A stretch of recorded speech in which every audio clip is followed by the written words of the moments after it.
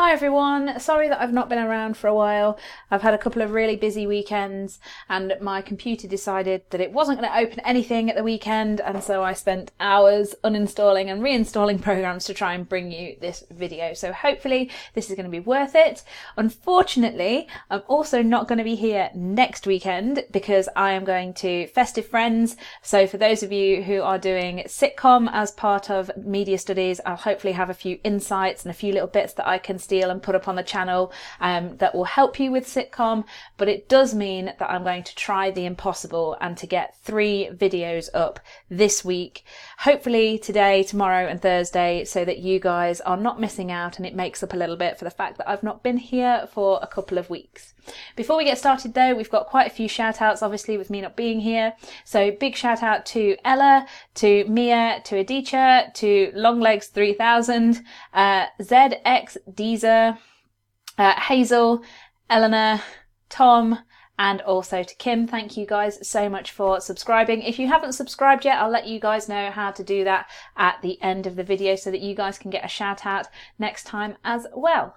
So today we're going to be having a look at the Spectre trailer. Now the trailer isn't something that you guys need to know. You're not going to be tested on it as part of your GCSE, but obviously the topic that you're looking at when we look at films is film marketing and the film industry, and part of the industry and part of the marketing of a film is its trailer. So it's useful not only so that you guys get an idea and an understanding of Spectre, which is one of the posters that you're going to have to analyse, but also so that you get this understanding of film marketing and what sort of is involved in the industry as well. And it's also going to be really useful for revising and for breaking down single frames, which is something that you're going to have to look at when it comes to TV drama, whether that's sitcom or crime drama, and also just for remembering key terms and camera shots and that sort of thing as well.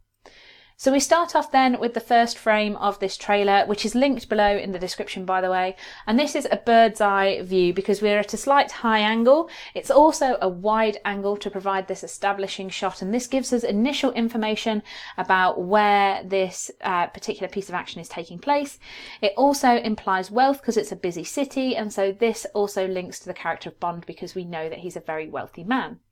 We then cut, which is a transition where you literally jump from one scene to another, to this close-up / mid-shot of Bond in the helicopter. I say that it's sort of both because you can kind of see part of his torso and we've not got just his face in the frame, so you'd get away with using either one of those.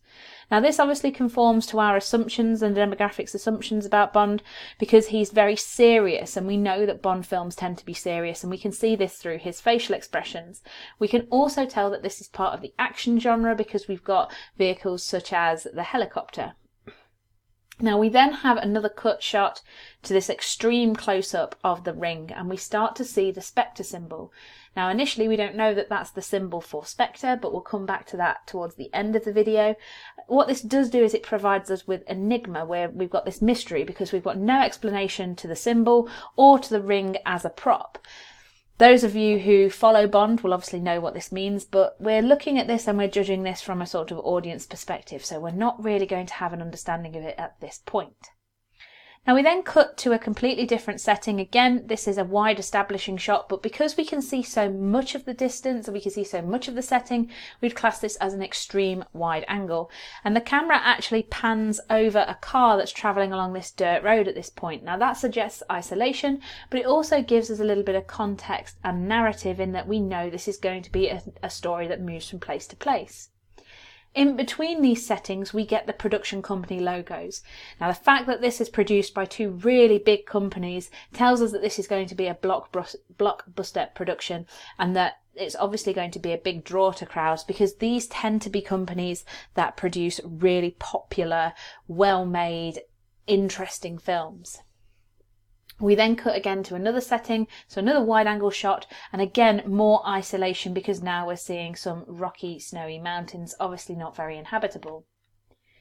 Cutting again to an extreme long shot, we can see Bond's silhouette. Now obviously we have enigma and mystery, and we've got low-key lighting included as well, so lots and lots of shadows, and this is a good indication of the genre because action tends to have these sort of dark, mysterious sort of narratives. Now when we cut again to another location, we can actually tell that this location quite easily is London, because we've got iconic imagery such as Big Ben. Again, it's another wide-angled shot, but this isn't stereotypical of action films, because normally we associate these with America and Hollywood, and here we've got Britain being included instead. Obviously that's something that's going to apply here for James Bond, because he is a British spy. Now when we have another close-up of Bond's face, we can see that he's maintained this serious and almost angry tone through the trailer, again with this low-key lighting signifying darkness and disruption, but also through his facial expressions. And we get more enigma and mystery revealed through the fact that we've got this illegible text that we see within the next frame. In the next frame though, although we've got this link to setting because we can sort of picture the two frames left and middle going together, we have a slightly more upbeat Bond. Now we can see that he is iconic here and dressed iconically because his wealth and status are clearly shown through the clothes that he's wearing and the shades that he's wearing. So this acts as a draw for our primary demographic, and at this point it's worthwhile pointing out that our primary demographic are likely to be 18 to 34-year-old males. They're going to be around the middle of the ABC system because they're going to be aspirers. They're going to be people who want to have the same sort of wealth and status as Bond does. We then also see Bond leading or sort of following in the wake of this leader in the next shot, which again has a slight bird's eye view. It implies more action because we have this sort of squad formation, and we can also tell again wealth and status through the building here as well, even though we're not necessarily sure at this point what it involves. We then meet Bond's antagonist. Now we can tell that he's an antagonist rather than the hero because of the way that he's dressed. He's dressed all in black. We've also got this slight high angle bird's eye view making him look smaller, like Bond is in control. And this provides a bit of binary opposition, which is Levi Strauss's theory, because we've got the good guys on one side and the bad guys on the other. Now obviously because this is an action film, we need to draw in the audience, we need to give them an incentive, something to look forward to, and so we've got these action shots where tension and suspense are raised. We've got non-diegetic music that's added for emphasis, and at this point the music would start to rise. We also have low-key lighting to again create this suspense and this mystery because we don't know who's going to come out of this gunfight as the victor. We also have a lot of point of view shots or over the shoulder shots, and this puts us right in the centre of the action because it's almost like we are a character, or in this instance we're standing just behind them. So this makes us feel like we're a part of the production. Another draw could be Bond as a whole. Here we have another close-up mid-shot of Bond, and this implies that perhaps there are struggles that he has to go through because we have these sort of hired hands standing behind him. This is obviously part of the narrative of the production as a whole. We then cut to a worm's eye view of the building, and we can already tell that the building is starting to crumble, which suggests that this is not going to be easy for Bond. But it also acts as an incentive because we make Bond look smaller by viewing from a sort of mid to long shot with this slight high angle to it. And particularly when we face the building itself, we can see that that action genre is prevalent through the destruction that we see. And that's something that's very similar in a lot of Bond films, so we could say that it's a convention of the franchise.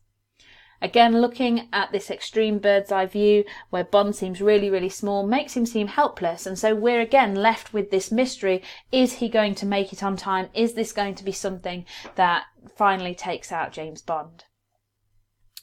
As the building begins to fall towards the camera, we feel part of the action because it's tipping to, or it looks as if it's tipping towards us.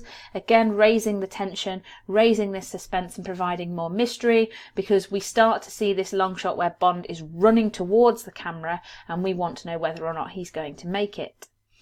Not only are we emphasising the destruction in the last shot by having this bird's eye view, but we're also emphasising the difficulty of the challenges that Bond faces.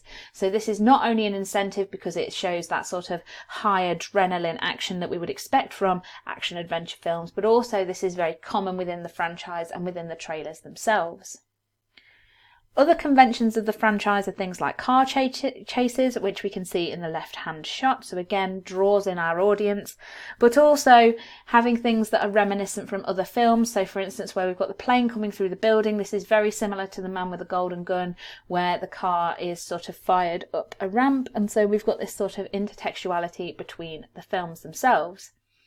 Now in our third shot here, we've got Bond seeming less put together. His shirt's not done all the way up, but we can tell that he's a hero because he's standing in front of the woman. So it's putting him in this position of hero and protector, which we would see in props theory. By having explosions, we also show that Bond is very often the cause of this destruction, particularly because it's just followed Bond with the gun. But it also, again, makes us wonder if he's going to come out alive, which is a very common theme amongst the trailer as a whole. And also, it's obviously very reminiscent of other films as well. We have further car chases again, but the setting here provides contrasting colours when we have the explosions and the cars included as well. It also subverts the expectation of this setting because we'd normally expect it to be very peaceful, but here we've got it being particularly sort of violent and aggressive. Now in our third shot we have a plane, which obviously implies action and status. We're viewing it from a point of view shot, so again we're being put into the film, so it adds an extra draw and an extra incentive because it makes us feel like we are part of it.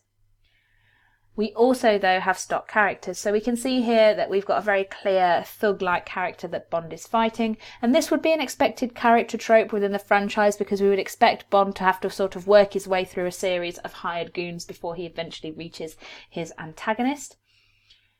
But we also have this close combat fighting, which sort of indicates this quick action, so it makes the demographic feel like we're a bystander, like we're watching this fight. We then have Bond escaping through a window. This is expected and anticipated by us. If we see a window and we can't see any characters, we know that somebody's going to be coming through it. But it also, again, illustrates the genre and has been used in other productions as well. So if you've seen the Bad Blood video that I have broken down, this is very reminiscent to Taylor Swift going through the window as well. Now we obviously have a lot of product placement and synergy within Bond. There's a lot of merchandising, which is a very common convention of the franchise and other films as well, because obviously they're not only trying to sell the film to us, but they're trying to sell the Bond status and the Bond appeal to an audience, and so this is definitely going to appeal to our aspirers. The close-up shot that we've got of Bond here not only highlights the car, but also highlights the watch as well, and when we zoom out from this shot, we get what almost seems like an advertisement for a car rather than the Bond film, as we see these very recognisable cars and brands and sort of this recognisable draw to the franchise sort of zooming through the streets that we've got here.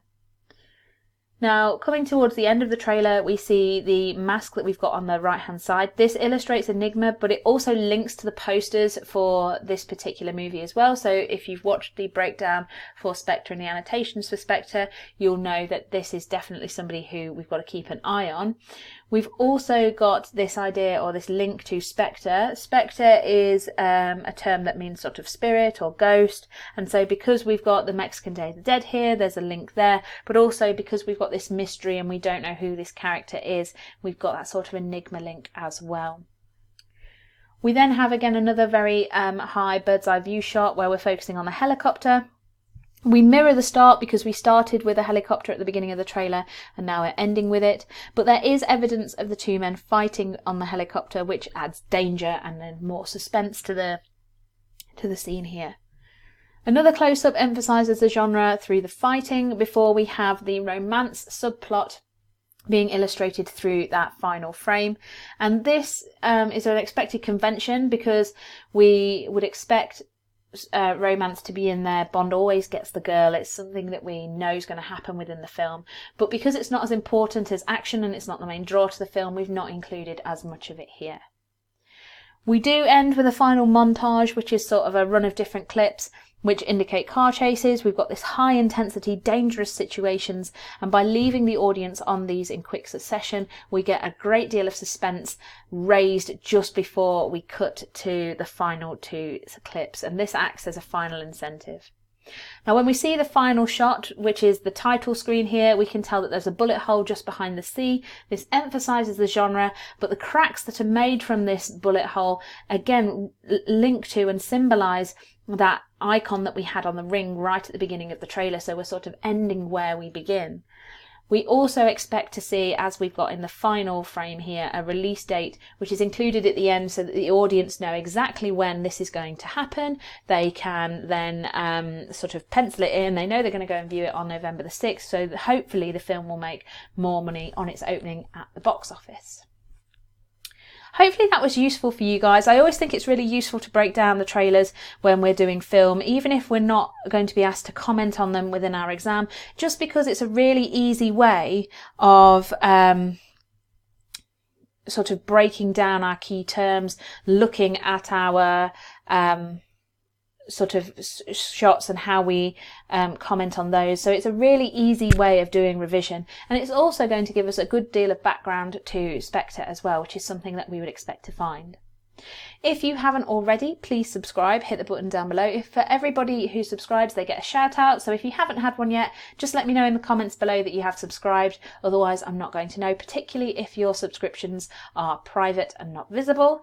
If you have any questions or comments, please leave them in the comment section below. I do my best to get back to everybody, even if I've been away for a couple of weeks. Or you can get in touch with me through Twitter at media_revision.